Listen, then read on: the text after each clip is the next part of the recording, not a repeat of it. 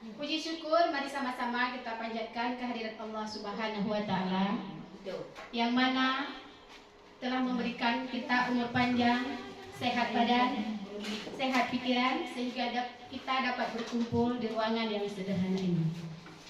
Selawat beriring salam, mari sama-sama kita sanjung sajikan kepangkuan Nabi besar Muhammad sallallahu alaihi wasallam yang mana olehnya telah membawa kita dari alam jahiliyah ke alam yang berilmu pengetahuan seperti yang kita rasakan saat ini. Penghormatan saya yang pertama kepada Ibu Kepala Sekolah SMP Negeri 1 Nisam Antara, yaitu Ibu Dr. Randa Cut Yusna. Penghormatan saya juga kepada Bapak Wakil Kepala Sekolah SMP Negeri 1 Nisam Antara, Bapak Syarifuddin SPD. Dan penghormatan saya juga kepada seluruh Dewan Guru dan Tendik yang ada di ruangan yang sederhana ini. Baik Bapak Ibu, sebelumnya saya berdiri di sini bukan bermaksud untuk menggurui Bapak Ibu. Di sini saya hanya berbagi pengalaman tentang budaya positif. Jadi sebelum masuk ke materi kita hari ini, karena orang Aceh identik dengan pantun, ya, saya akan membacakan sebuah pantun. Menanam padi di siang, mengambil ikan untuk dimakan. Guruku setiap hari berjuang untuk pendidikan dan kemanusiaan. Terima kasih Bapak Ibu. Jadi maksud saya berdiri di sini yaitu untuk menyebarkan pemahaman dan penerapan pengalaman budaya positif di SMP Negeri 1 Nisam Antara. Saya selaku CGP Angkatan 11 Aceh Utara, guru SMP 1 Nisam Antara. Sebelumnya saya ingin memperkenalkan fasilitator saya, Ibu Ainul Marziah. Beliau adalah seorang pembimbing yang hebat yang membimbing saya selama mengikuti pendidikan guru penggerak Angkatan 11 lamanya selama 6 bulan. Dan pengajar praktik saya Ibu Nur Afia SPD. Beliau juga seorang pendamping yang sangat luar biasa dan sabar mendampingi saya selama pendidikan guru penggeraknya. Sebelum kita masuk ke materi budaya positif, saya ingin tanyakan sama Bapak Ibu ya. Di sekolah kita, di sekolah SMP 1 Negeri Nisam Antara ini, apakah sudah menerapkan budaya positif ini? Sudah ya, tentunya sudah. Bisa Ibu sebutkan salah satu contohnya? Salam sapa, salam BPS. Seren. Salam dengan peserta didik di depan pintu gerbang sekolah. Kemudian membaca doa di dalam ruangan. Ya, bagus sekali. Terima kasih Bu Sureni. Berarti di sekolah kita sudah menerapkan budaya 5S ya. Senyum, sapa, salam, sopan, santun. Baiklah, jadi masuk ke materi. Budaya positif merupakan perwujudan dari nilai-nilai atau keyakinan universal yang diterapkan di sekolah. Budaya positif dapat mendorong murid untuk berpikir, bertindak, dan mencipta sebagai proses memerdekakan dirinya sehingga murid mampu mandiri dan bertanggung jawab. Budaya positif akan menimbulkan rasa aman dan nyaman pada murid dalam proses pembelajaran. Inti konsep dalam budaya positif ada beberapa bagian. Yang pertama ada perubahan paradigma belajar. Selanjutnya, disiplin positif. Yang ketiga ada motivasi perilaku manusia. Yang keempat kebutuhan dasar manusia. Yang kelima keyakinan kelas. Yang keenam posisi kontrol restitusi. Dan yang terakhir segitiga restitusi. Jadi yang pertama saya akan menjelaskan tentang pembelajaran dengan paradigma baru. Pembelajaran dengan paradigma baru merupakan pembelajaran berdiferensiasi sehingga peserta didik belajar sesuai kebutuhannya berdasarkan tahap perkembangan sesuai teori psikologis modern untuk mewujudkan profil pelajar Pancasila. Tentunya Bapak Ibu sudah tahu ya apa saja elemen yang ada di dalam profil pelajar Pancasila ya. Apalagi sekolah kita sudah menerapkan P5. Yang pertama itu ada beriman, bertakwa, dan berakhlak mulia. Terus ada kebinekaan global, mandiri, gotong royong, kreatif, dan berkarakteristik. Selanjutnya yang kedua, disiplin positif. Disiplin positif adalah pembiasaan-pembiasaan hal yang baik mencakup sikap atau perilaku maupun tutur kata oleh seluruh warga di sekolah, terutama bagi murid agar dapat berkembang menjadi pribadi yang kritis, mandiri, dan bertanggung jawab. Sebagai pendidik, tujuan kita adalah menciptakan peserta didik yang memiliki yang pertama itu disiplin diri, sehingga mereka berperilaku mengacu kepada nilai-nilai kebajikan universal dan memiliki motivasi dalam diri menuju perubahan perilaku ke arah yang lebih baik. Selanjutnya, motivasi perilaku manusia. Jadi di sini yang pertama itu ada hukuman. Hukuman itu kita tidak terencana, itu tiba-tiba. Ya. Murid tidak tahu apa yang akan terjadi. Hukuman ini bersifat ke arah berupa hukuman fisik. Murid akan disakiti oleh suatu perbuatan atau kata-kata yang kita ucapkan. Yang selanjutnya konsekuensi. Konsekuensi ini terencana dan disepakati sesuai peraturan yang ada di sekolah. Murid tetap dibuat tidak nyaman. Sikap guru selalu memonitor murid. Yang terakhir, restitusi. Restitusi ini adalah proses menciptakan kondisi bagi murid untuk memperbaiki kesalahan. Proses kolaboratif yang mengajarkan murid untuk mencari solusi sendiri. Jadi nanti setiap ada masalah kita menyelesaikan dengan restitusi. Yang keempat, kebutuhan dasar manusia.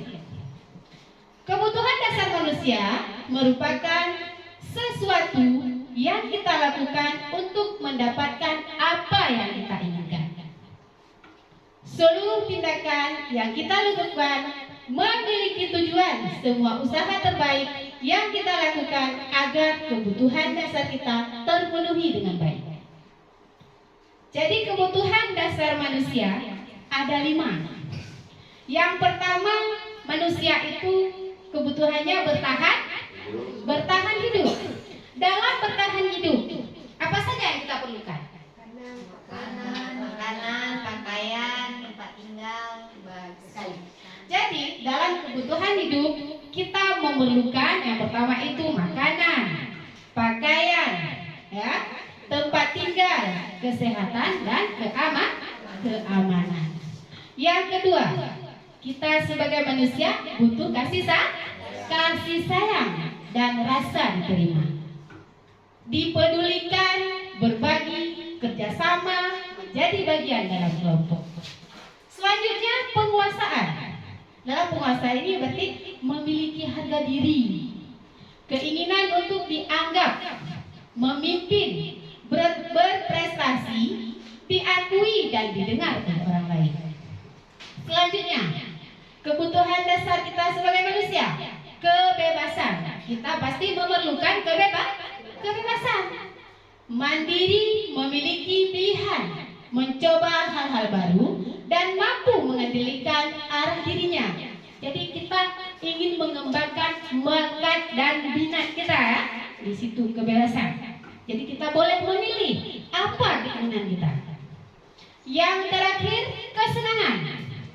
Dalam kesenangan kita menginginkan bermain, bisa humoris, antusias dan ketawa. Selanjutnya yang kelima, keyakinan kelas. Nah, di sini ada pertanyaan yang penting. Mengapa keyakinan kelas? Mengapa tidak peraturan kelas saja? Ayo Bapak Ibu, ini siapa yang bisa menjawab ini? Mengapa harus keyakinan kelas kita buat? Kenapa enggak peraturan kelas saja yang kita buat? Kalau peraturan kelas itu dibuat oleh guru.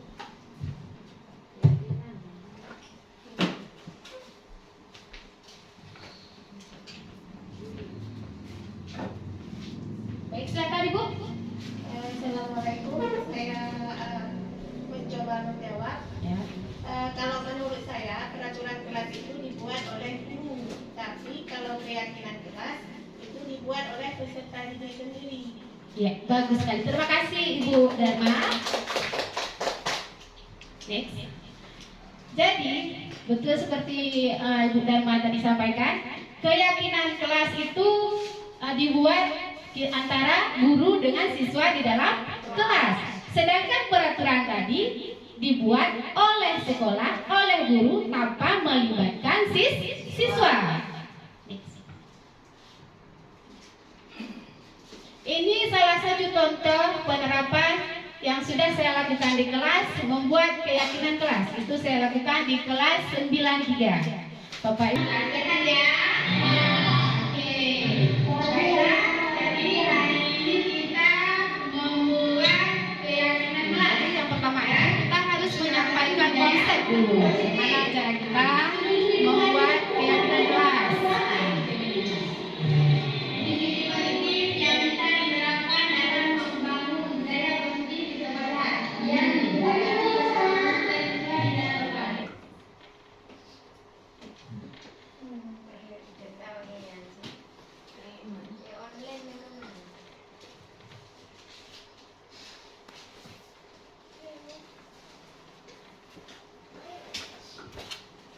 Baik Bapak Ibu, dalam penerapan keyakinan kelas itu yang pertama kita menyampaikan konsep dulu.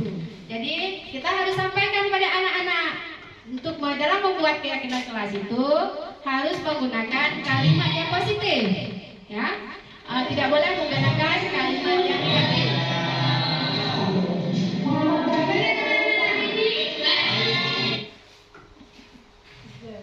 Misalnya tidak boleh membuang sampah sembarangan. Jadi kita harus mengubahnya ke dalam kalimat positif. Jadi menjaga kebersihan. Nah, itu salah satu contohnya. Setelah menyampaikan materi konsepnya, membagikan kertas untuk siswa supaya siswa dapat menulis sendiri apa saja keinginan yang ingin mereka buat di dalam kelas. Nah, nanti kita setelah mereka menulis, suruh siswa itu menempelkan di kertas yang sudah saya sediakan, tempelkan itu di papan. Mereka maju satu persatu menempelkan hasil yang sudah mereka tulis. Jadi setelah mereka menulisnya, saya melihat kembali, mungkin ada kalimat-kalimat yang sama. Jadi kalau apabila ada kalimat-kalimat yang sama, saya pindahkan. Saya ambil beberapa saja yang sesuai dengan kelas mereka dan yang mudah mereka pahami, supaya mereka ingat apa saja keyakinan kelas yang sudah mereka tulis sendiri. Nah, sepakati dengan guru dengan siswa. Setelah saya memilih itu, saya menyuruh siswa untuk tanda tangan. Kenapa perlu tanda tangan? Untuk supaya itu konkret ya, berarti sepakat dia membuat keyakinan kelas. Nah, mereka mereka buat sendiri. Saya suruh mereka tanda tangan, terus saya tempelkan di dinding, di beton, di dalam ruangan kelas mereka sendiri.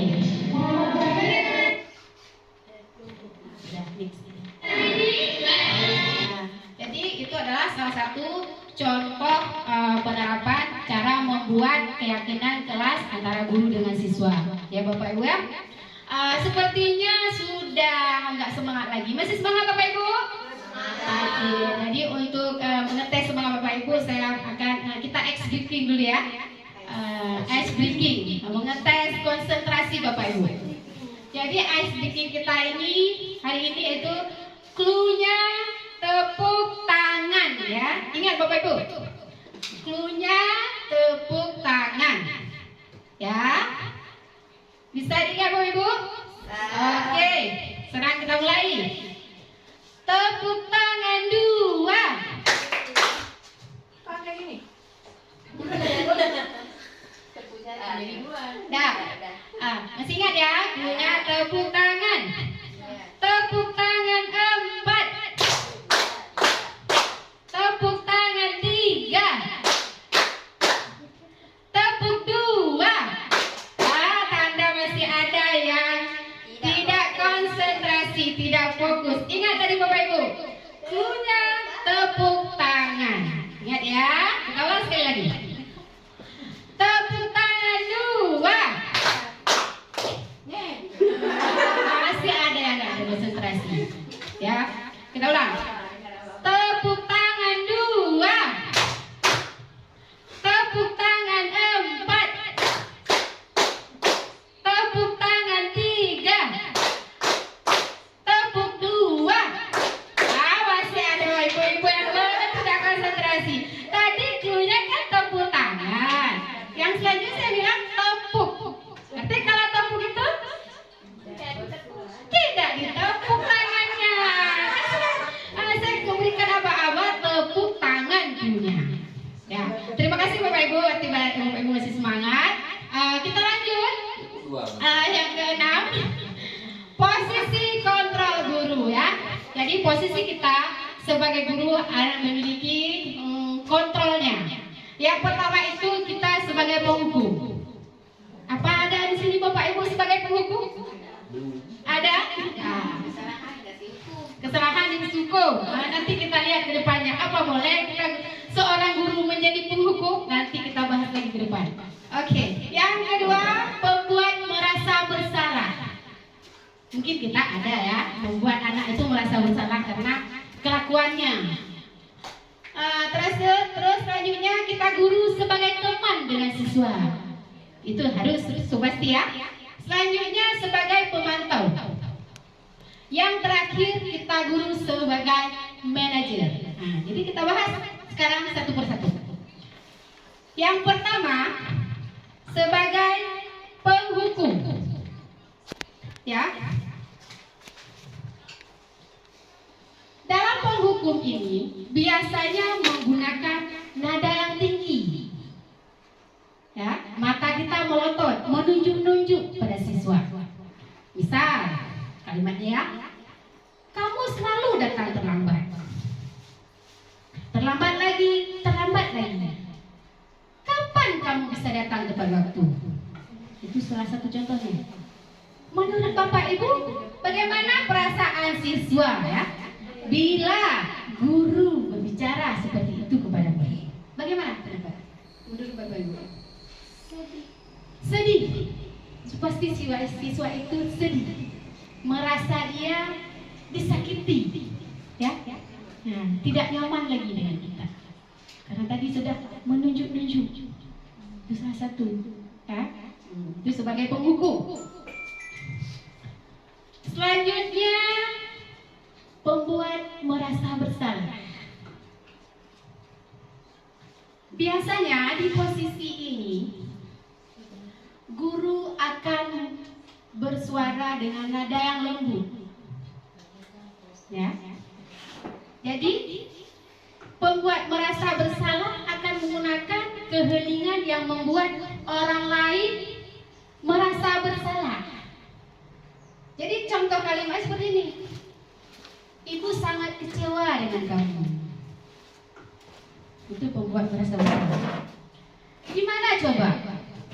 Kalau orang tuamu tahu kamu buat seperti ini. Kira-kira kalau kita mengucapkan kalimat seperti itu, misalnya saya mengucapkan kepada Bapak Ibu ini, merasa bersalah enggak? Kalau sudah melakukan kesalahan.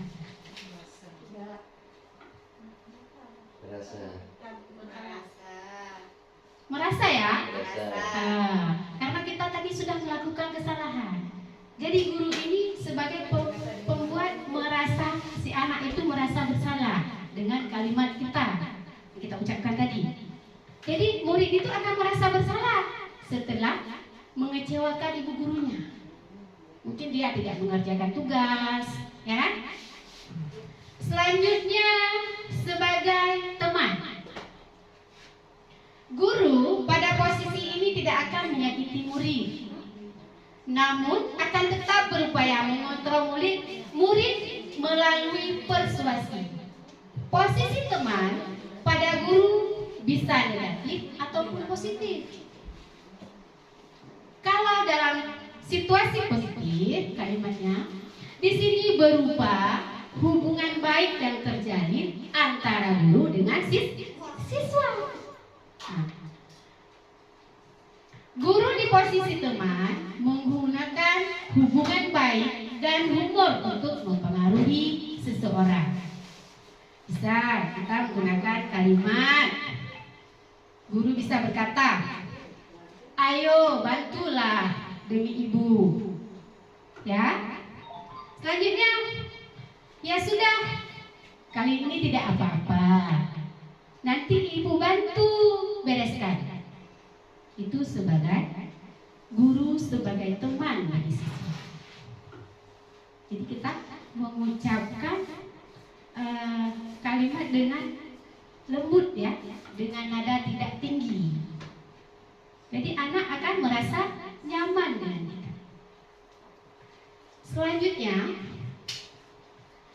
sebagai pemantau. Memantau berarti kita mengawasi. Ya. Pada saat kita mengawasi, kita bertanggung jawab atas perilaku orang-orang yang kita awasi. Posisi pemantau berdasarkan pada peraturan-peraturan dan konsekuensinya. Dengan menggunakan sanksi atau konsekuensi, kita dapat memisahkan hubungan pribadi kita dengan murid. Sebagai seseorang yang menjalankan posisi pemantau, jadi pertanyaannya akan diajukan seperti ini.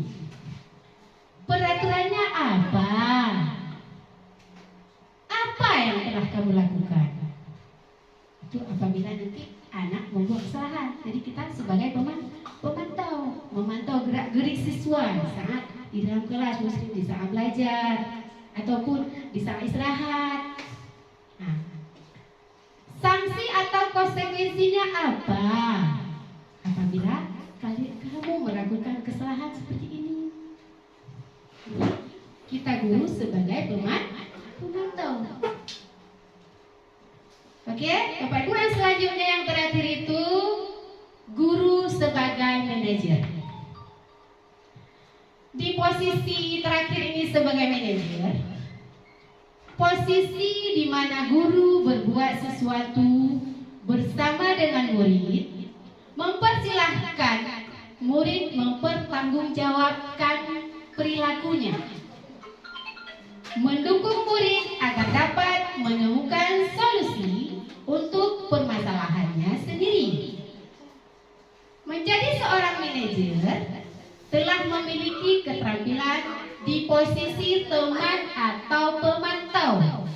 Nah, sebagai manajer kita harus bisa menjadi teman bagi siswa dan menjadi pemantau. Dan dengan demikian bisa jadi di waktu-waktu tertentu kembali kepada kedua posisi tersebut bila diperlukan. Namun, bila kita menginginkan murid-murid kita menjadi manusia yang merdeka, mandiri dan bertanggung jawab, maka kita perlu kepada restitusi yang dapat menjadikan murid kita seorang manajer bagi dirinya sendiri. Di manajer, murid diajak untuk menganalisis kebutuhan dirinya maupun kebutuhan orang lain. Di sini penekanan bukan pada kemampuan membuat konsekuensi, namun dapat berkolaborasi dengan murid bagaimana memperbaiki kesalahan yang dia lakukan tadi. Makanya jika guru menjadi manajer, jadi seorang manajer pasti akan berkata, apa yang kita yakini itu yang sudah kita buat di dalam kelas. Kita kan sudah membuat sebelumnya kan, kita guru dengan siswa sudah membuat keyakinan kelas, ya kan? Jadi apabila dia melakukan kesalahan, kita kembali bertanya kepada dia, itu sebagai manajer, apa yang kita yakini? Apakah kamu meyakini? Jadi keyakinan yang sudah dia buat. Selanjutnya, jika kamu meyakini, apakah kamu bersedia memperbaikinya? Tadi kan sebelumnya sudah membuat keyakinan kelas. Apabila dia melanggar, apabila dia sudah melanggar, apakah dia mau berusaha untuk memperbaikinya? Itu pertanyaan-pertanyaan yang kita munculkan pada siswa yang bermasalah. Kita sebagai manajer itu tidak boleh marah kepada siswa. Kita harus membimbing dia supaya dia memperbaiki kesalahan yang sudah dia lakukan. Jadi dia sadar bahwa dia sudah melakukan kesalahan, sudah melanggar keyakinan yang sudah dia buat sendiri. Nah, itu sebagai manajer. Jadi ini sudah kelima posisi kontrol kita sebagai seorang guru. Jadi Bapak Ibu, adakah di sini ya kita di kelima ini yang mana yang sudah kita lakukan kepada siswa? Apakah sudah kelima-limanya atau lebih kepada penghukum, lebih kepada pemantau, teman, manajer, atau gimana Bapak Ibu? Yang sudah kita laksanakan di sekolah dengan siswa. Ya Bu Ros, ya, terima kasih. Coba Ibu Masmiati, silakan. Mungkin kita selama menjadi guru atau semua kita di sini mungkin berbeda-beda ya. Iya. Yang ingin saya tanyakan mungkin sedikit di antara 5 tersebut itu yang mana mungkin yang kita lakukan? Terima kasih Ibu Rosmiati, pertanyaan yang sangat bagus ya. Jadi kan sebelumnya saya sudah jelaskan 5 posisi kontrol seorang guru ya. Jadi ada penghukum, ada sebagai teman, ada sebagai pembuat merasa bersalah, ada pemantau, dan terakhir ada manajer. Sebenarnya penghukum itu merupakan proses yang gagal. Kita sebagai guru ini tidak boleh menghukum, ya. Karena apa? Penghukum itu bisa menyakitkan bagi siswa. Itu membekas di hati. Saya juga masih teringat pengalaman waktu SMA. Saya pernah dihukum. Pada saat itu saya kesalahan dalam memakai sepatu. Jadi ceritanya setelah 17 Agustus itu pada saat saya sekolah tingkat SMA di Manpesangan. Setelah 17 Agustus, jadi saya pikir ini besok nggak belajar. Karena kemarin ikut karnaval, ada ikut jalan kegiatan bermacam-macam kan. Jadi pas ke sekolah saya memakai sepatu putih. Jadi itu saya fatal ya, melakukan pelanggaran. Jadi saya dihukum hormat yang bendera. Sampai sekarang masih saya ingat. Itu tandanya berarti masih membekas ya. Kalau penghukum kurang bagus ya Bu Rosa. Penghukum itu sebenarnya tidak baik kita terapkan ke anak-anak karena itu bisa menyakiti. Mungkin tujuan kita gini, menghukum siswa supaya siswa disiplin. Bisa jadi itu tujuan kita. Menghukum siswa misalnya datang terlambat. sudah kita hukum, mendidik atau gimana, supaya dia besok disiplin. Tujuan kita baik. Pada dasarnya, setelah mempelajari tentang budaya positif ini, kita seorang guru tidak boleh menjadi penghukum, karena si yang korban ini akan mengingatnya, karena ada kalimat-kalimat nanti yang akan menyakiti. Ya Bapak Ibu.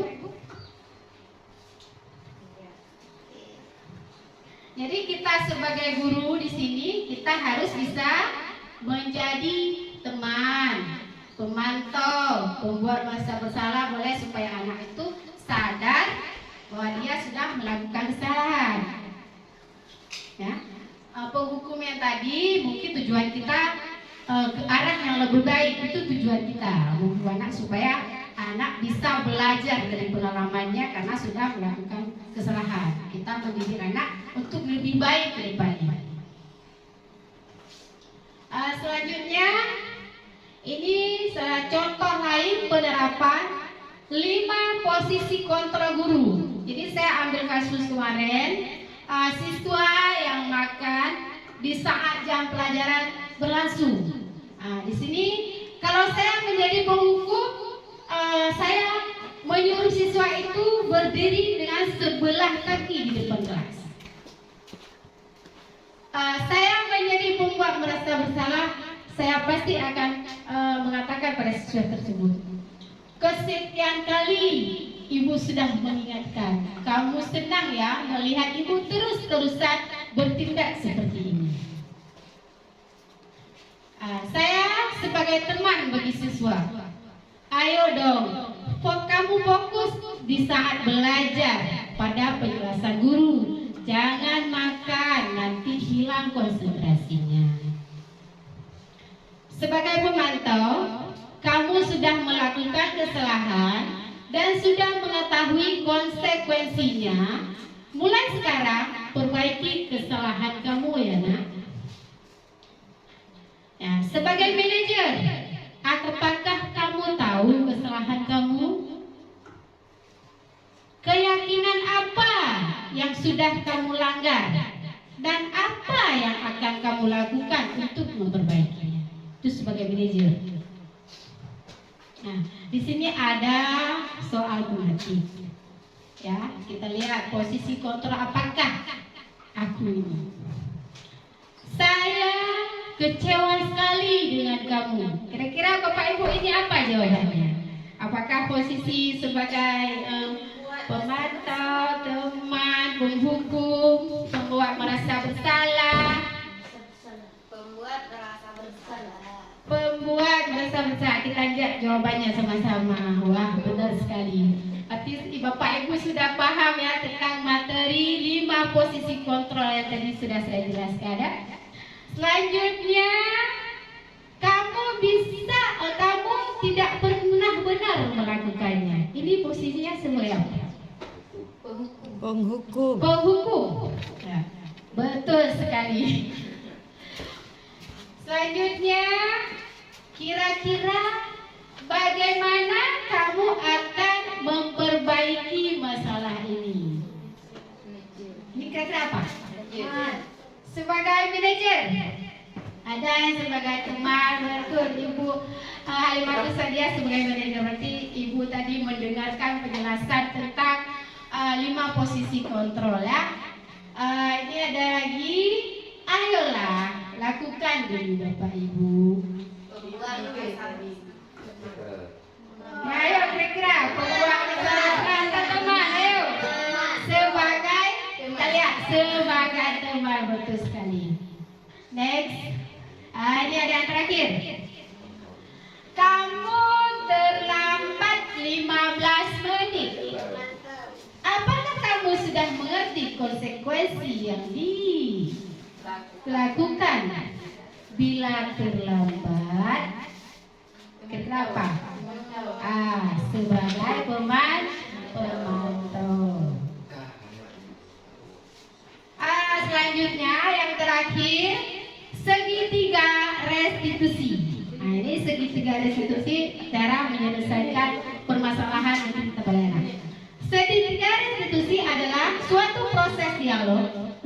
dijalankan guru atau orang tua agar dapat menghasilkan murid yang mandiri dan bertanggung jawab. Segitiga restitusi membantu murid memiliki tujuan, disiplin positif, dan memperbaiki dirinya setelah berbuat salah.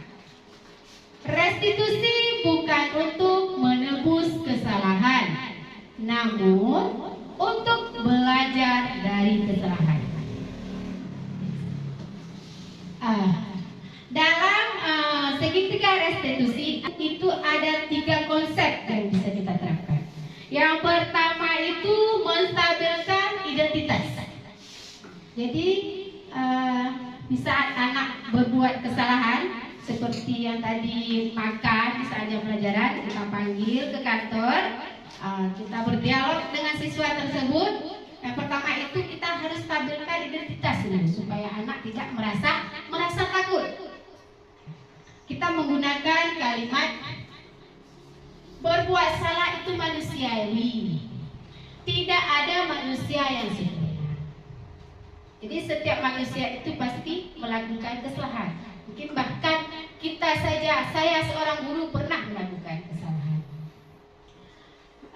Bapak Ibu tidak tertarik mencari siapa yang salah, tapi di sini kita mencari solusi dari permasalahan ini.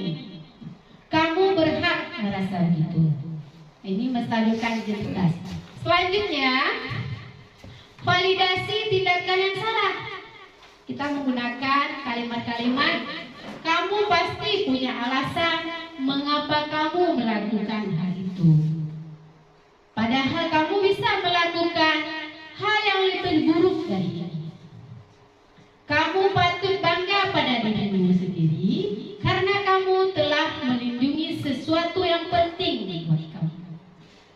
Yang terakhir, menanyakan keyakinan kelas. Karena sebelumnya kita sudah membuat keyakinan kelas. Jadi dia membuat satu kesalahan. Kita tanya kembali, apa keyakinan kelas kita? Nilai-nilai apa yang telah kita sepakati?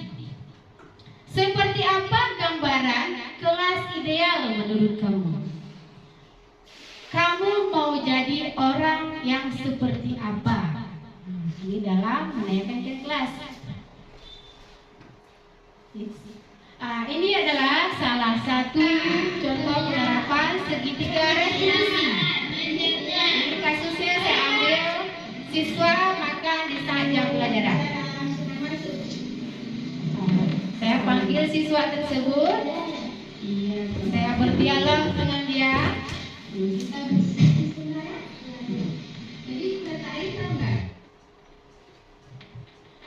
Di sini yang pertama saya menstabilkan identitasnya dulu.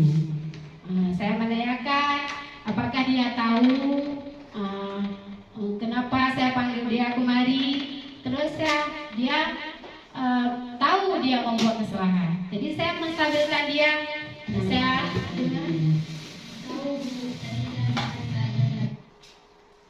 dengan menyadarkan kalimat-kalimat tidak ada manusia yang sempurna. Setiap manusia pasti punya kesalahan. Mungkin bukan kamu saja yang melakukan seperti ini. Ada kawan-kawan kamu di dalam kelas yang melakukan hal tersebut. Nah, kenapa saya perlu menstabilkan identitas? Supaya anak ini tidak merasa takut. Nah, tidak dia mau menceritakan. Terus saya validasi tindakan yang salah dia. Saya menanyakan alasannya, kenapa dia melakukan. Jadi sebelumnya kita menstabilkan dulu supaya dia tenang, mau menceritakan apa permasalahan dia sehingga dia melakukan kesalahan. Seperti tadi makan di saat jam pelajaran. Saya menanyakan apa alasannya dia makan di saat jam belajar. Jadi si anak akan menceritakan, mungkin dia cerita nggak sempat sarapan karena buru-buru, ataupun di pagi dia telah bangun. Nah, dia ceritakan. Selanjutnya menanyakan keyakinan kelas. Jadi mencari solusi. mencari solusi permasalahan dia sampai dia melanggar aturan, melanggar keyakinan yang sudah dia buat sendiri di dalam kelas.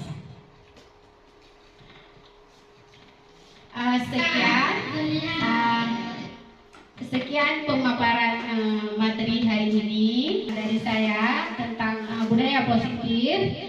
Jadi ada dari Bapak Ibu yang memberi tanggapan atau umpan balik tentang budaya positif yang sudah saya jelaskan tadi. Jadi ada 7 konsep inti tadi ya.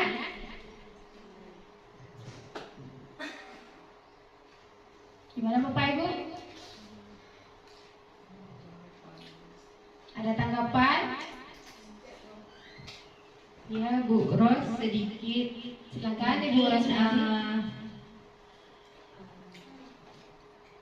Ya, setelah tadi saya menyimak atau mendengar presentasi dari Bu Rosmanidar, saya sangat termotivasi mungkin dari beberapa penjelasannya tentang tadi menyelesaikan kasus siswa-siswa yang bermasalah. Karena di setiap sekolah kita pasti ada banyak masalah ya. Dengan adanya masukan dari Bu Rosmanida tadi, mungkin kami termotivasi dalam menyelesaikan dan lebih tahu mungkin cara menyelesaikan masalah siswa tersebut. Mungkin cara masalah siswa tersebut. Itu Manida, terima kasih. Terima kasih Bu Rosmiati atas tanggapannya. Ada yang lain yang mau memberi tanggapan? Boleh Pak Syari? Assalamualaikum warahmatullahi wabarakatuh. Waalaikumsalam warahmatullahi wabarakatuh.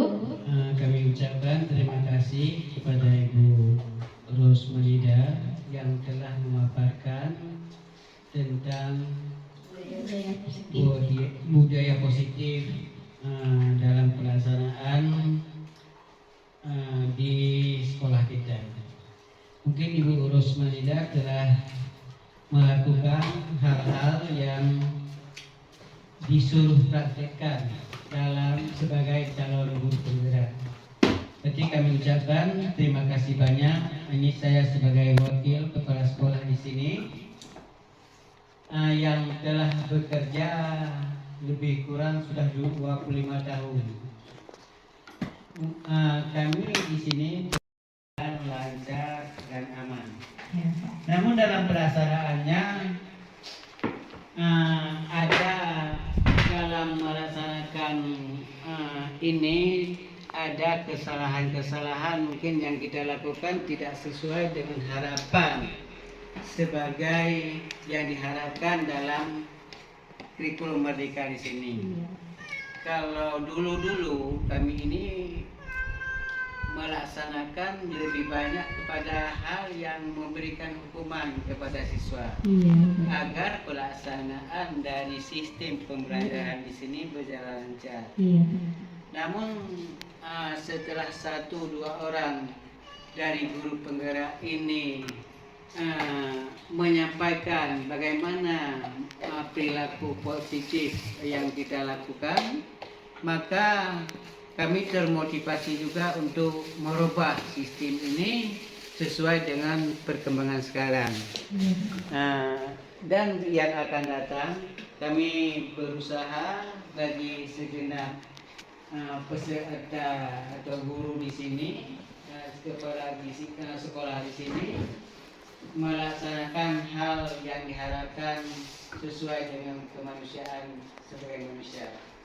Inilah yang kami bisa sampaikan. Assalamualaikum warahmatullahi wabarakatuh. Kita beri tepuk tangan kepada Pak Syarifudin, wakil kepala sekolah kita. Beliau memberi tanggapan yang sangat luar biasa ya. Mungkin dulu kita sebelum mendalami tentang budaya positif mungkin kita lebih kepada penghukum ya. Setelah kita mempelajari mungkin kita akan memperbaiki ke arah yang lebih baik dan membuat. Terima kasih Bapak Syarifudin.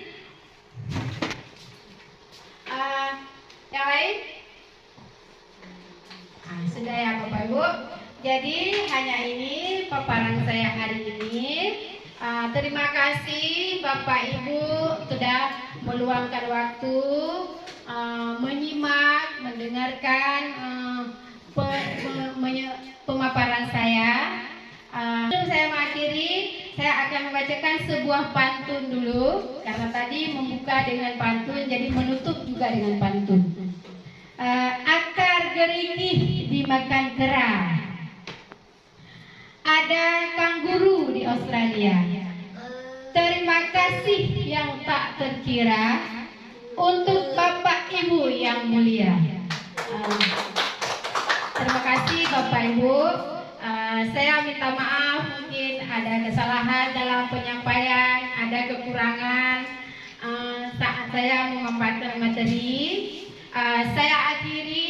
Wabillahi taufiq wal hidayah. Wassalamualaikum warahmatullahi wabarakatuh. Waalaikumsalam warahmatullahi wabarakatuh.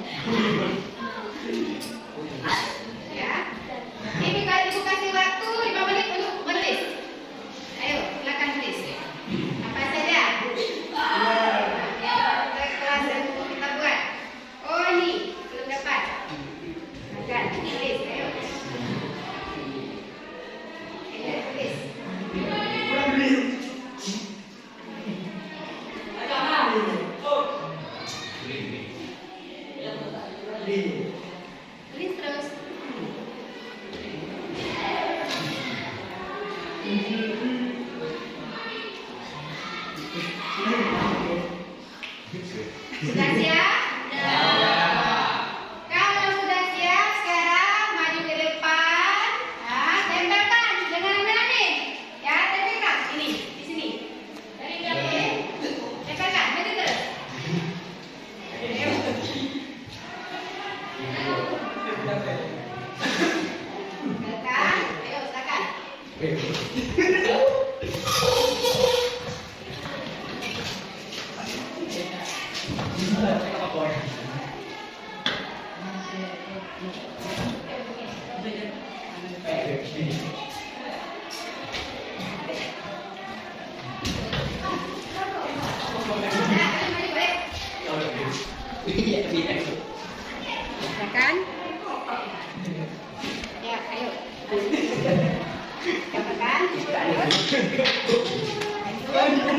Kakak sudah bisa.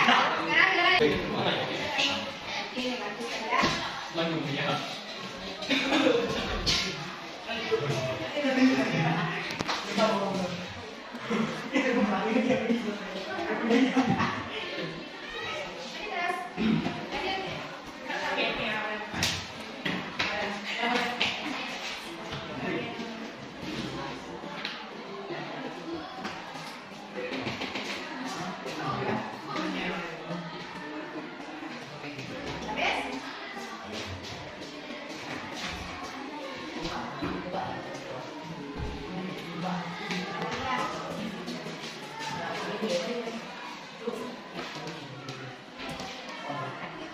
Jadi ini adalah yang keyakinan yang dia tulis ya.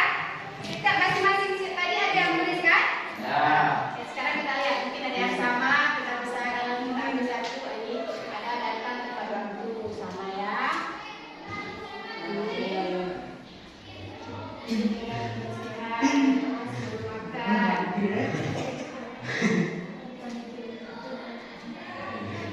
salam saat ketika masuk ke kelas, menjaga keindahan kelas, makan dan minum pada saat jam istirahat. Oke, bagus. Konsentrasi saat belajar ya. Bagus. Ujian tadi sudah. Datang tepat waktu atau disiplin ya. Jadi yang sama dipindahkan.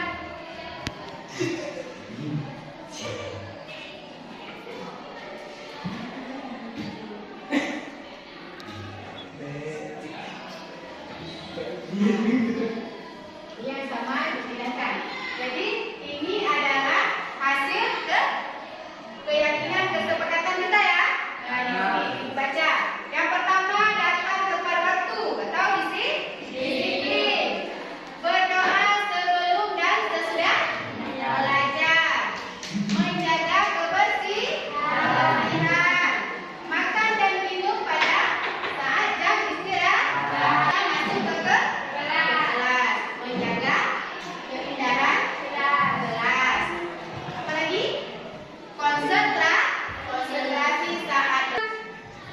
Paham? Nah, ketika apabila ada yang melanggar apa sanksinya?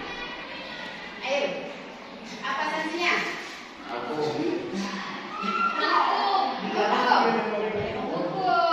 Jadi harus perbaiki nanti ya. Oke. Sekarang setelah kita membuat ini, sekarang tanda tangan masing-masing siswa supaya keyakinan kelas kita akurat. Nah, yang kalian sudah buat, kalian tanda tangan. Boleh maju setelah satu. Yang laki-laki dulu.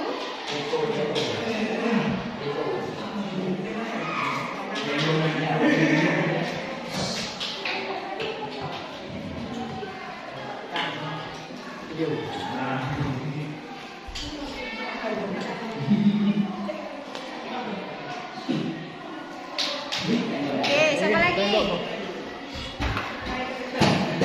Ayo, Adi Taufik, Mama Yani, saya setuju. Tanda tangan.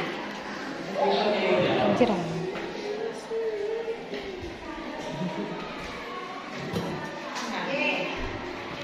Sudah siap perempuan?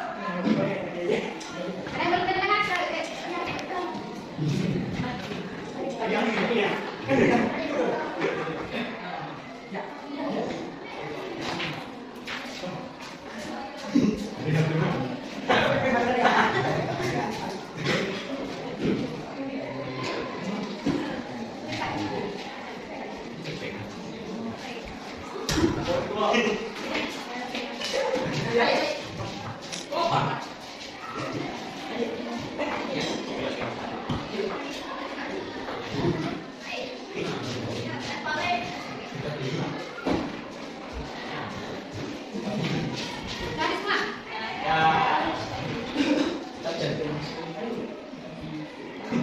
Kalian sudah dengarkan? Sudah dengarkan ya?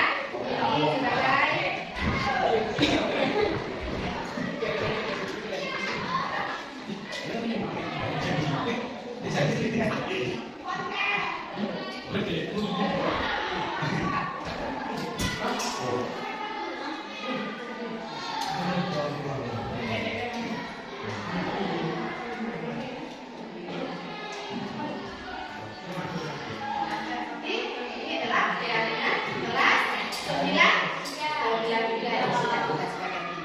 Ya.